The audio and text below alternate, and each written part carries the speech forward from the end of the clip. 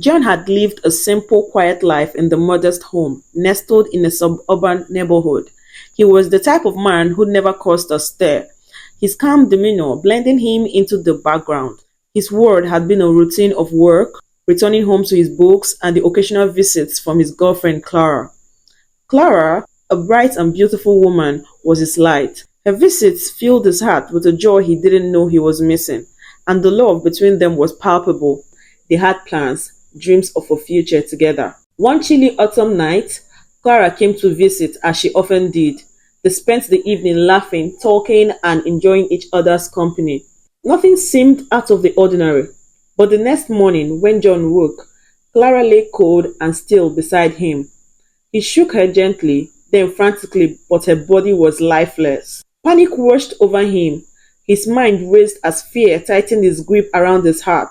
Clara was dead, without warning, and he had no idea what had caused it. His first thought was to call the authorities, but doubt quickly crept in. What if no one believed him? He had no alibi, and in a town as small as his, rumors spread like wildfire. He could already hear the accusations, murderer. The fear became overwhelming. He made a fateful decision, one born of desperation. He wrapped Clara's lifeless body in sheets, his hands shaking, tears falling as he worked. In a frantic haste, he cleared a corner of his bedroom and began digging. Hours passed as he tore into the earth beneath his floor, his mind numb to everything but the fear of being blamed. Once the hole was deep enough, he placed her body gently inside, covering her with the cold dirt. He sealed the grave with cement, erasing any sign of the crime. Days turned into weeks. John tried to return to his normal routine, but guilt gnawed at him. Every creak of the floor, every shadow in the room reminded him of the secrets buried beneath. He couldn't sleep. The weight of what he had done pressed down on him, heavy and relentless. The love of his life was dead, buried beneath his feet, and he had hidden it from the world. Months passed, and John became a shell of the man he once was. His neighbors noticed his change, the disheveled appearance, the vacant eyes, the way he avoided any conversation that mentioned Clara. He told anyone who asked that she had left town, but suspicions quietly grew.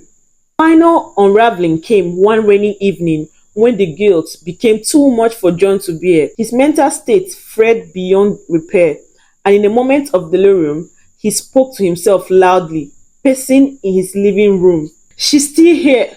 She's still here. She never left me. She's beneath me, watching, always watching. Unfortunately for him, the neighbor next door, Mrs. Stello, an elderly woman with a keen ear, overheard his muttering through the open window. She had always been suspicious of John since Clara's sudden disappearance and his odd behavior. Mrs. Stello decided to call the police, reporting her concerns. A few days later, the police arrived with a warrant to search the house. John's anxiety reached its peak. He watched as they combed through the house, praying that his secrets would remain hidden.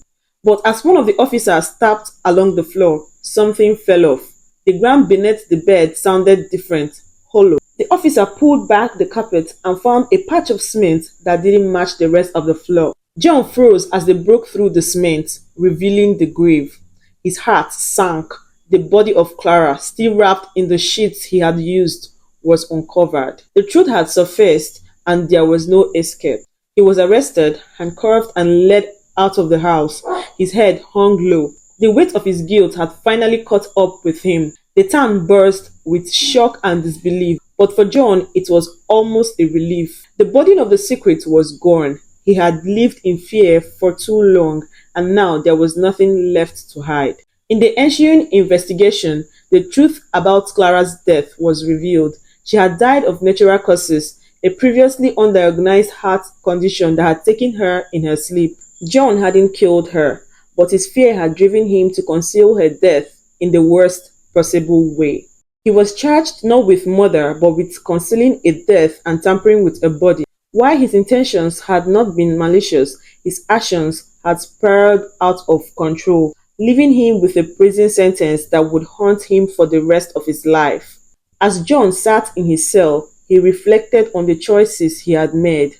Perhaps in another life, if he hadn't been so consumed by fear, things could have been different.